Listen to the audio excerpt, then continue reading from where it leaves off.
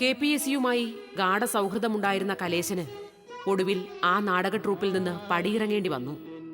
അരങ്ങുമാറിയ യാത്രയിലും തന്റെ പേരിനൊപ്പം ചേർത്തെഴുതിയ KPSCയെ കൈവിടാനല്ല, ഒരു കലാകാരനെന്ന നിലയിൽ തനിക്ക് കിട്ടിയ ഏറ്റവും വലിയ ബഹുമതിയായി കൊണ്ടു നടക്കാനാണ് ഇദ്ദേഹം ഇഷ്ടപ്പെട്ടത്. KPSCയായിട്ട് പിന്നെ ചില അഭിപ്രായ വ്യത്യാസങ്ങൾ അന്നുണ്ടായി. പാർട്ടി രണ്ടായതിൻ്റെ പേരിൽ പിന്നെ അന്നത്തെ ആൾക്കാർ കുറച്ച് പേര് CPIMൻ്റെ നേതൃത്വത്തിലും കുറച്ച് പേര് CPIയുടെ നേതൃത്വത്തിലും വന്നിരുന്നതുകൊണ്ട് അന്ന് സുലോചന ഉൾപ്പെടെയുള്ള കുറേ പേര് KPSCയിൽ നിന്ന് പോന്നു. ഞങ്ങൾ പിന്നീട് രണ്ടാമത് പോയിട്ട് തിരിച്ച് പോരാൻ തുടങ്ങിയപ്പോഴും പോന്നപ്പോഴും അന്നും ചില പ്രശ്നങ്ങൾ, അത് സാമ്പത്തികമായ ചില പ്രശ്നങ്ങൾ KPSCയിൽ ഉണ്ടായതുകൊണ്ടാണ് രണ്ടാമത്, അല്ല രാഷ്ട്രീയമായിട്ടല്ലായിരുന്നു. രണ്ടാമത് സാമ്പത്തിക പ്രശ്നം വന്നപ്പം വേണ്ട, ഇനിയിപ്പം തുടർന്ന് KPSC സഹകരിക്കുന്നത് എന്ന് വെച്ചാൽ KPSCയായിട്ട് സഹകരണക്കുറവൊന്നുമില്ല.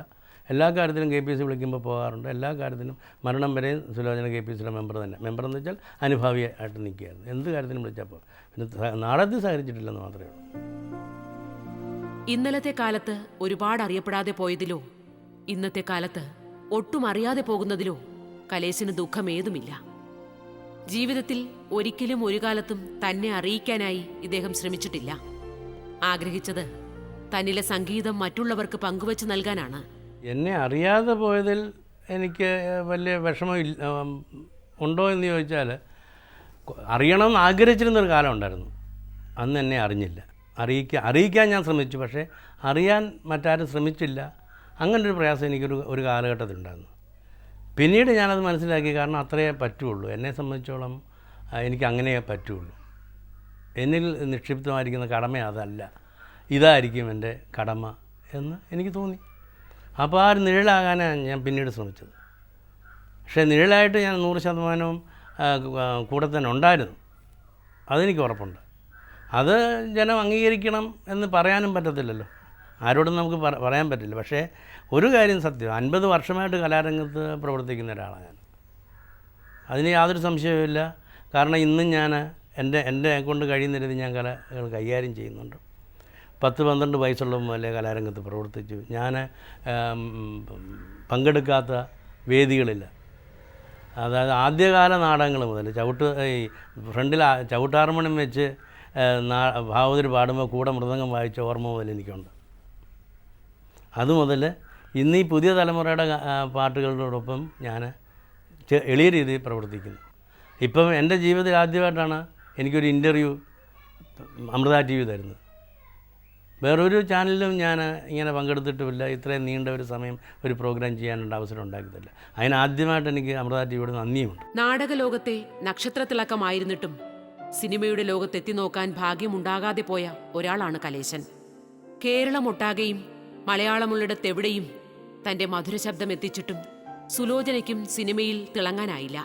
സുലോചനയ്ക്കും സിനിമയുടെ അത്ര വലിയ കമ്പമില്ലായിരുന്നു, 1. 2, അതിനേക്കാട്ടുപരി നാടകത്തെ സ്നേഹിച്ചിരുന്നവർ. അത് ജീവാത്മാവും പരമാത്മാവുമായിട്ട് നാടകത്തെ കണ്ടിരുന്നു.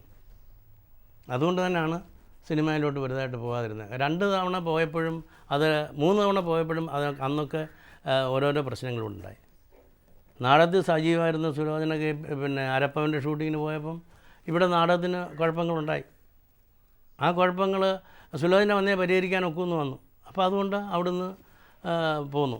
പിന്നീടൊരു അവസരം വന്നപ്പോഴും പിന്നെ KPSCയുടെ വാനിൽ തന്നെ സിനിമയുടെ ഷൂട്ടിങ്ങിന് കൊണ്ടിട്ട് തിരിച്ച് ആ വാനിൽ തന്നെ നാടക സ്ഥലത്ത് കൊണ്ടുപോകുന്നൊരവസ്ഥയുണ്ടായിരുന്നു. അപ്പോൾ അത്രത്തോളം നാടകമായിട്ട് ഇടിയിൽ ചേർന്നൊരു വ്യക്തിക്ക് സിനിമ ഉപേക്ഷിക്കാനേ പറ്റത്തുള്ളായിരുന്നു. 2 ഇടങ്ങഴിക്കകത്ത് സുലോചന ഒരു പാട്ട് പാടി. അത് മിസ് കുമാരി എന്ന് പറഞ്ഞ നടിക്ക് വേണ്ടിയാണ് പാടിയത്. പക്ഷേ മിസ് കുമാരിയുടെ ശബ്ദവും സുലോചനയുടെ ശബ്ദവും കേരളത്തിലെ ജനം തിരിച്ചറിഞ്ഞു.